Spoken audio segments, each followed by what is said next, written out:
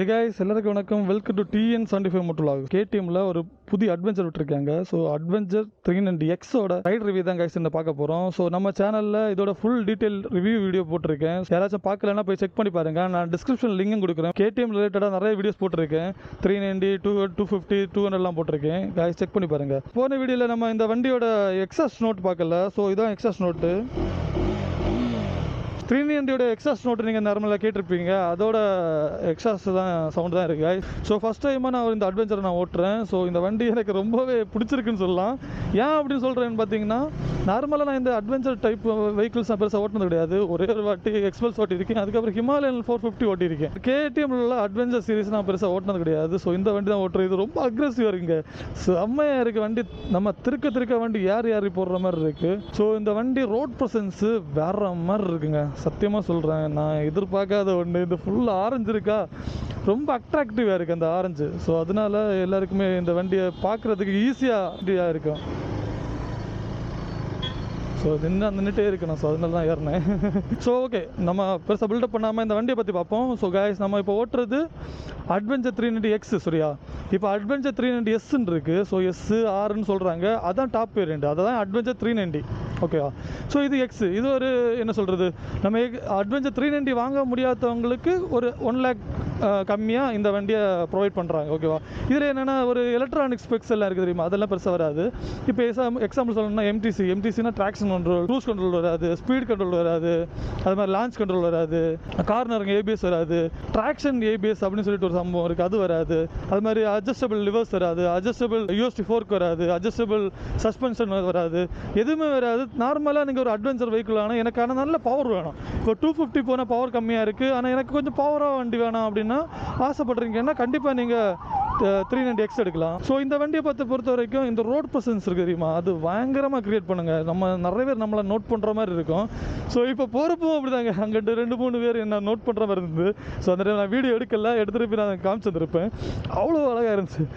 என்னென்னா நம்ம வண்டி இப்போ ஒரு 3 lakhs சம்திங் கொடுக்குறோமா, ஸோ நமக்கு ஒர்த்தியாக இருக்கணும் வண்டி எடுக்கிறப்போ. ஸோ வண்டி ஓட்டுறப்போ ஸோ நம்ம இவ்வளோ நேரம் ஸ்பெண்ட் பண்ணியிருக்கோம். ஸோ எல்லோரும் நம்ம பார்க்குறப்போ நமக்கு ஒரு ஹீரோயிசம் காட்டுற ஃபீல் வரும். ஆனால் நம்ம அந்த வண்டியில் ஹீரோயிசம்லாம் காட்ட முடியாது. ஸோ இங்கே பாருங்களேன், பவர் எப்படி யாருதுன்னு பார்த்தீங்களா, தூக்கிட்டு போவோம். செம்ம வண்டிங்க. ஸோ இதில் 2 கலர் இருக்குங்க. ஸோ ஒரு ஒயிட்டு வித் ஆரஞ்சு மாதிரி ஒரு கலர் இருக்குது. இது பியூர் ஆரஞ்சு. ஸோ நம்ம எடுக்கிறதுனா பியூர் ஆரஞ்சு அங்கே எடுக்கணும். ஓகே, அதான் கொஞ்சம் ரோட் ப்ரெசன்ஸு பயங்கரமாக கொடுக்குற மாதிரி இருக்கும். ஓகேவா. அதுக்கப்புறம் என்னென்னா பார்த்து ஓட்டுறது என்னென்னா, வண்டி கொஞ்சம் பயங்கரமாக நீளம். பார்த்தீங்களா, இந்த பையன்லாம் பார்க்குறேன், எல்லோரும் பார்க்குறாங்களே. இந்த வண்டி எடுத்துகிட்டு காலேஜெலாம் போனீங்கன்னா நம்மளே நிறைய பேர் பார்ப்பாங்க. ஸோ இந்த டாலான ஒரு விண்ட்ஷீல்டு கொடுத்துருக்காங்க. ஸோ இது ரொம்பவே ப்ரொடெக்ட் பண்ணணும்னு சொல்லலாம். இந்த இறக்கமும் ஏற்றமும் இருந்துச்சுன்னா, இப்போ தேரியோ இப்படி தேரியோ இறக்கமும் இருந்துச்சுன்னா, நம்ம வண்டி இந்த மாதிரி இருக்கிறப்போ இந்த விண்ட்ஷீல்டெல்லாம் நம்ம பார்க்குற மாதிரி இருக்குது. ஸோ அதை நான் புதுசாக நோட் பண்ணேன். இதே மாதிரி லாங்கான விண்ட்ஷீல்டு வெஹிக்கிள்லாம் ஓட்டினது கிடையாது. ஸோ எனக்கு இது புதுசாக இருந்துச்சு. நெக்கிள் கார்ட்ஸ் கொடுத்துருக்காங்க. ஸோ நெக்கிள் கார்ட்ஸும் நான் இப்போ வச்சு வருஷம் வண்டி ஓட்டினது கிடையாது. ஸோ கொஞ்சம் புதுசாக இருக்குது ஓட்டுறதுக்கு. ஸோ என்ன ஆரஞ்சு ஷேடில் கொடுத்துருக்காங்களா, கொஞ்சம் டிஃப்ரெண்ட்டாக இருக்குது பார்க்குறதுக்கு. என்ன எல்லோரும் நம்மளை நோட் பண்ணுவாங்க அப்படின்னு இருக்குது. ஸோ என்னென்னா, இப்போ வண்டியை பற்றி பார்க்குற முன்னாடி இன்னொன்று சொல்கிறேன். இல்லை கருப்புல ட்ரெஸ் போட்டுட்டு, இல்லை நான் ஜாக்கெட்லாம் போட்டுட்டு நம்ம லக்கேஜெல்லாம் எடுத்துகிட்டு இதில் போனீங்கன்னா வேறு மாதிரி இருக்குங்க. எல்லா சின்ன பசங்களும் நம்மளே நோட் பண்ணுவாங்க, நம்ம எல்லோரும் நம்மளே பார்ப்பாங்க. அந்த மாதிரி ஒரு ஃபீல் கொடுக்குறப்போ நம்மளோட செல்ஃப் கான்ஃபிடன்ஸ் இருக்குது தெரியுமா, அது எங்கேயோ இருக்கும். சில போனால் வானம் தாண்டி போயிடும். இந்த வண்டியில் வைப்ரேஷன் இருக்குது. ஆனால் ராயல் என்ஃபீல்டை நோட்டீஸ் பண்ணுறப்போ இங்கே கம்மி தான். ராயல் என்ஃபீல்டில் பயங்கர வைப்ரேஷனாக இருக்கும். ஸோ அதை கம்பேர் பண்ணுறப்போ இந்த வண்டியில் கம்மி தாங்க. ஆனால் இப்போ கையில் காலில் நோட்டீஸ் பண்ணலாம் இந்த வைப்ரேஷன். ஓகேவா. ஆனால் இப்போ பழைய 390 இருக்குது தெரியுமா, அந்த பழைய 390ல் ஒரு அக்ரெசிவ் இருக்கும். அந்த அக்ரெசிவ் இந்த புது LC4C இன்ஜினில் பெருசாக கிடையாது. இந்த வண்டியோட லுக்ஸை பற்றி பேசுவோம். லுக்ஸை பற்றி பேசுகிறேன்னா செம அட்ராக்டிவாக இருக்குது. நிறைய பேர் நோட் பண்ணுற மாதிரி. ஆல்ரெடி நான் சொன்னதான், ரோட் ப்ரெசன்ஸ் கொடுக்குற மாதிரி லுக்ஸு. வண்டி நல்லாவே இருக்குன்னு சொல்லலாம். பழைய டிசைனை விட இந்த டிசைன் ரொம்பவே எனக்கு பிடிச்சிருக்கு. ஸோ உங்களுக்கு பிடிச்சிருந்தா கமெண்ட் பண்ணுங்கள். பழைய டிசைன் என்னென்னா நார்மல் அட்வென்ச்சர் மாதிரி இருக்கும். ஸோ லாங் போகிறதுக்கு முதுவலி இல்லாமல் இருக்கிறதுக்கு அது ஒரு ப்ராப்பரான ஒரு டிசைன் மாதிரி இருக்கும். இந்த டிசைன் அப்படி கிடையாது கைஸ். இது நீங்கள் ஆஃப் ரோடும் பண்ணிக்கலாம், அதே இது நீங்கள் லாங்கும் பண்ணிக்கலாம். அதுக்கேற்ற மாதிரி டிசைன் பண்ணிக்கிறாங்க. இந்த டிசைனில் ஒரு 3 வெஹிக்கிள் இருக்குது. மொத்தமாகவே 4 டைப் வெஹிக்கிள் கொடுத்துருக்காங்க. அட்வென்ச்சர் எஸ்ஸு, அட்வென்ச்சர் எக்ஸ் தான் ஓட்டிகிட்டு இருக்கேன். எண்டாரோ அப்படின்னு சொல்லிட்டு ஒரு டைப் கொடுத்துருக்காங்க. அது ப்ராப்பர் ஆஃப் ரோடு, அது ஆஃப் ரோட் பண்ணுறதுக்குள்ள வெஹிக்கிள் அது. ஸோ அதுக்கப்புறம் என்னென்னா 250லேயும் அட்வென்ச்சர் டைப் கொடுத்துருக்காங்க. அட்வென்ச்சர் 250யும் இந்த 390Xலேயும் என்ன டிஃப்ரென்ஸ் நீங்கள் பார்த்தீங்கன்னா, பவர் வைஸும் டார்க் வைஸும் தான் டிஃப்ரென்ஸு. பட் ஸ்பெக்ஸ் வைஸு டிஃப்ரெண்ட்டே கிடையாது. அதுலேயும் குவிக் ஷிஃப்டர் இருக்குது, இதுலேயும் குவிக் ஷிஃப்டர் இருக்குது. அதுலேயும் ஏபிஎஸ் ஆஃப் பண்ணிக்கலாம், இதுலேயும் ஏபிஎஸ் ஆஃப் பண்ணிக்கலாம். இது 3,53,000 பக்கத்தில் வரும். அதே இது நீங்கள் 250 போனீங்கன்னா 3 லட்சத்து பக்கத்தில் தான் வரும். அதோட கரெக்டான ப்ரைஸ் தெரியல, நான் ப்ரைஸ் தெரிஞ்சுன்னா நான் ஸ்க்ரீனில் கொடுக்குறேன், பார்த்துக்கோங்க.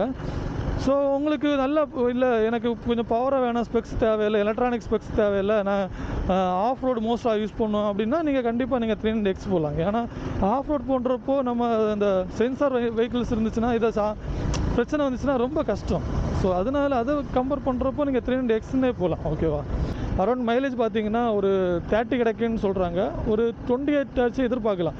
இந்த LC4C இன்ஜின் பழைய வண்டியை விட மைலேஜ் அதிகம். நிறைய பேருக்கு தெரிய மாட்டேங்குது, பழைய வண்டியோட இந்த வண்டி மைலேஜ் அதிகம். ஸோ இந்த வண்டியில் ஹீட்டிங் இஷ்யூ கொஞ்சம் இருக்குங்க. எனக்கு ரைட் சைடு கால்லையும் அடிக்குது, லெஃப்ட் சைடு கால்லையும் அடிக்குது ஹீட். வண்டி இருந்து ஓட்டுறதுக்கு ரொம்ப கெத்தாக இருக்குது, ரொம்ப டாலாக இருந்து ஓட்டுற மாதிரி இருக்குது. ஸோ நிறைய பேர் முன்னாடி ஸ்போர்ட்ஸ் மாடல் லைக் பண்ணிட்டு இருந்தாங்க, இப்போ அட்வென்ச்சர் டைப்ஸ் லைக் பண்ணுறாங்க. அதேமாதிரி இந்த வண்டியை த்ராட்டில் கொடுக்குறப்போ ரொம்ப படக்குன்னு அந்த பவர் எழும்பல, ஒரு ஃபியூ செகண்டுக்கு அப்புறம் தான் அந்த பவர் எழும்புற மாதிரி எனக்கு ஃபீல் ஆகுது. இப்போது 5வது கியரில் பாருங்கள், 5வது கியர்னு காமிக்குது. இப்போ நான் பாருங்கள் ஒரு கியர் டவுன் பண்ணுறேன், இப்போ கொடுக்குறேன் பாருங்களேன், பார்த்தீங்களா? ஃபுல் ஆக்சல் கொடுத்த அப்புறம் முன்னாடி அந்த 390 நீங்கள் ஓட்டுறப்போ படக்குன்னு தூக்கிட்டு போகுமா, அந்த மாதிரி அது தூக்கிட்டு போகல. ஸோ இப்போ எக்ஸாம்பிள் சொல்லணும்னா தேர்ட் கியர் இப்போது நல்ல ரோடு கிடச்சுன்னா நான் காமிச்சிடுறேன். இல்லை செகண்ட் கியர் போடுவோமா? செகண்ட் கியர் போட்டோன்னா பிடிச்சி இப்படி பார்த்தீங்களா? இந்த ஐயோ செகண்ட் இயரில் பயங்கரமாக தூக்குது, செகண்ட் இயரில் நல்லா இழுக்குதுங்க. ஒரு தேர்ட் இயர் 4th இயரில் எல்லாம் கொஞ்சம் அந்த ஸ்மூத்னஸ் இருக்கிறது வேண்டி அந்த மாதிரி கொடுத்துருக்காங்கன்னு நினைக்கிறேன். பெருசாக பவர் இல்லாமல் இருக்குது. கியர் டவுன் பண்ணி இழுப்போமா? தேர்ட் இயரில், செகண்ட் இயரில் இழுப்போமா? அப்பா வேற மாதிரிங்க. பழைய 390ல் ஒரு இழுத்து நம்மளை பேக்கில் தள்ளி விடும், அந்த தள்ளல் தான் இந்த வண்டியில் கிடையாது. புரியுதா? நம்ம ஹேண்டில் பண்ணுற மாதிரி இருக்குது. உண்மையை சொல்ல போனால் இந்த வண்டியை நம்ம ஹேண்டில் பண்ணுற மாதிரி இருக்குது. பெருசாக எல்லாம் பயப்பட வேண்டிய தேவை கிடையாது அப்படின்னு சொல்கிற மாதிரி இருக்குது. ஸோ இதில் டிஸ்பிளே மோடுன்னு சொல்லிட்டு 2 மோடு இருக்குங்க. ஓகேவா? ஸோ இதில் ரெடியூஸ்னு சொல்லி ஒரு மோடு இருக்குது, ஸ்டாண்டர்ட்னு ஒரு மோடு இருக்குது. இந்த ஸ்டாண்டர்டில் கொடுத்தீங்கன்னா அந்த RPM மீட்டர் எல்லாமே காமிக்கும். ஸோ நார்மலாக 390, 250, 200 இருக்கிற அந்த மோடு தான். ஸோ பார்த்தீங்களா தெரியும், இந்த RPM எவ்வளோ போகுதுன்னு சொல்லிட்டு எல்லாம் காமிக்கும். ஸோ ஏபிஎஸ் ஒயர் இருக்குல்ல, அதை ரிமூவ் பண்ணி போட்டிருக்கு. ஸோ அதனால தான் இதில் 0ன்னு காமிக்குது காய்ஸ். இன்ஜின் ஸ்பெக்ஸை பற்றி காய்ஸ் பார்க்கலாம் காய்ஸ். 398cc இன்ஜின் யூஸ் பண்ணியிருக்காங்க. ஹார்ஸ் பவர் பார்த்தீங்கன்னா 46 ஹார்ஸ் பவர் யூஸ் பண்ணியிருக்காங்க காய்ஸ். அது டார்க் பார்த்தீங்கன்னா 39 நியூட்டன் மீட்டர் டார்க் யூஸ் பண்ணியிருக்காங்க. ஸோ இந்த பவர் ரொம்பவே அதிகம். நம்ம லாங் போகிறப்போ இந்த பவர் ரொம்பவே சூட்டபுளாக இருக்கும். அது மாதிரி ரைட் பை த்ராட்டல் யூஸ் பண்ணியிருக்காங்க. இது த்ராட்டல் கொடுக்குற ரெஸ்பான்ஸ் எல்லாமே பயங்கரமாக இருக்குது, பங்கமாக இருக்குன்னு சொல்லலாம். ஸோ அதுக்கப்புறம் ஃப்ரண்ட் செக்ஷன் டயர் பார்த்தீங்கன்னா 100 செக்ஷன் டயர் கொடுத்துருக்காங்க, பேக்கில் 130 செக்ஷன் டயர் கொடுத்துருக்காங்க. ஸோ ஃப்ரண்டில் 19 இன்ச்சு டயர் செக்ஷன் கொடுத்துருக்காங்க, அது பேக்கில் பார்த்தீங்கன்னா 17 இன்ச்சு டயர் செக்ஷன் கொடுத்துருக்காங்க. ஃப்ரண்டில் ஒரு பெரிய சைஸ் டயர் மாதிரி இருக்குது, ஏன்னா கொஞ்சம் லாங்காக கொஞ்சம் ஹைட்டான டயர் செக்ஷன் கொடுத்துருக்க மாதிரி இருக்குங்க. பார்த்தீங்கன்னா தெரியும், பேக்கில் தாழ்ந்து ஃப்ரண்டில் ஓய்ந்துற மாதிரி இருக்குது. ஸோ அதே மாதிரி காய்ஸ் இது பார்க்க தான் காய்ஸ் பெரிய வண்டி, ஆனால் ஹேண்டிலிங் பண்ணுறதுக்கு இந்த வண்டி ரொம்ப அழகாக இருக்குன்னு சொல்லலாம். உண்மையை சொல்ல போனால் இந்த ஹேண்டில் பண்ணுறதுக்கு இந்த வண்டி ரொம்ப அழகாக இருக்குது. உள்ள பூந்து போகலாம். ஆனால் வண்டி கொஞ்சம் நீளம், நீங்கள் அதனால் அடித்து கட்டடிச்சு போகிறது கொஞ்சம் பார்த்து தான் போகணும். ஏன்னா வண்டி நம்ம நேக்கட் மாடல்லாம் ஈஸியாக கட்டடிக்கிற மாதிரி இருக்குது, ஆனால் இந்த வண்டி அப்படி கிடையாது. கட்டடிக்கிறதுக்கு கொஞ்சம் பார்த்து தான் கட்டடிக்கணும். மிரரை பற்றி நான் சொல்லுவேன். இந்த மிரரில் வைப்ரேஷனே இல்லைங்க. இந்த மிரரில் இந்த வைப்ரேஷனே இல்லாமல் ஒரு மிரருங்க. ஸோ செம்மையாக இருக்குதுன்னு சொல்லலாம். ஏன் அப்படின்னு சொல்கிறேன் என்ன பார்த்தீங்கன்னா, வைப்ரேஷன் எல்லாம் பேக்கில் வர வண்டி உங்கள் கேமராவில் பார்த்தா தெரியும்னு நினைக்கிறேன். பேக்கில் வர வண்டி நீட்டாக தெரியும், இந்த சைடும் சரி இந்த சைடும் சரி. லாங் போகிறீங்கன்னா இப்போ ஹைவே போகிறப்போ உங்களுக்கு நீட்டாக வண்டி அவங்க ஸ்பீடாக வருதா இல்லை பக்கத்தில் வந்தா அப்படின்னு சொல்லிட்டு நீட்டாக நீங்கள் நோட்டீஸ் பண்ணிக்கலாம். ஸோ இந்த மிரர் எனக்கு ரொம்ப பிடிச்சிருக்கு. நம்ம ஃப்ரெண்டில் ஒரு போகிறான் பாருங்கள், இவன்ட்டு ரொம்ப சேஃபாக தான் போகணும். ஓகேவா? அவன் வண்டி பேக்லேயே போட்டிருக்கான் பாருங்களேன், ஐஎம்ஐ டிரைவிங் டேஞ்சரஸ்லி தென் வாட்ஸ்அப் நான் ஒன்று. இந்த வாட்ஸ்அப் நம்பருக்கு கம்ப்ளைண்ட் பண்ணதுக்கு அந்த கவர்மெண்ட்டே வால் போஸ்டர் ஒட்டியிருக்காங்க. ஸோ அப்போலாம் யோசிக்கிட்டாம ஒரு சரியான ஒரு ஆளுங்க. கன்னியாகுமரியோ கேரளா சைடோ வாரீங்கன்னா இந்த மாதிரி பஸ்ஸஸ் கவர்மெண்ட் பஸ்ஸை பார்த்தீங்கன்னா ரொம்ப சேஃபாக ஓட்டுங்க, ஓகேவா? அவன் இந்த கேடிஎம் வண்டியெல்லாம் பார்த்தா அவனுக்கு கண்ணு கடி இருக்கிற மாதிரி ஓட்டுவான். ஸோ காய்ஸ், இந்த வண்டியில் இன்னொன்று நோட் பண்ணேன். என்ன அப்படின்னா, இப்போ 5வது கியரில் 6வது கியரில் டவுன் பண்ணாமலே ஓரளவுக்கு ஓட்டலாம் காய்ஸ். ஸோ அது நோட் பண்ணேன். இன்னொன்று என்னென்னா, ஸோ இப்போ off road vehicle, adventure vehicle guys, so இது சஸ்பென்ஷன் கொஞ்சம் டிஃபாகவே இருக்குது. கொஞ்சம் என்ன சொல்கிறது, கொஞ்சம் பெரிய பள்ளத்துல எல்லாம் விட்டுங்கன்னா வண்டி தூக்கி கொஞ்சம் தள்ளுற மாதிரி தான் இருக்குது, தூக்கி எறுற மாதிரிலாம் ஃபீல் ஆகுது எனக்கு. புதிய வண்டியாக இருக்கிறதால அந்த மாதிரி ஃபீல் ஆகுதான்னு தெரியல, பார்த்துக்கலாம். தூக்கி தூக்கி போடுது. இன்னும் கொஞ்சம் ஸ்மூத்தாக இருந்தால் கொஞ்சம் நல்லா இருக்குன்னு நினைக்கிறேன். பாடியில் வந்து அடிக்கிற மாதிரி எனக்கு ஃபீல் ஆகுது. கிட்டத்தட்ட ஒரு 35 கிலோமீட்டர் ஓட்டுறேன். ஸோ இப்போவே எனக்கு கையெல்லாம் பெயின் எடுக்குது காய்ஸ். ஸோ இந்த கை பெயின் எடுக்குது. ஸோ இது க்ளவுஸ் போட்டு ஓட்டினா கரெக்டாக இருக்குன்னு நினைக்கிறேன். பார்த்தீங்கன்னா தூக்கி தூக்கி போடுற மாதிரி இருக்குது.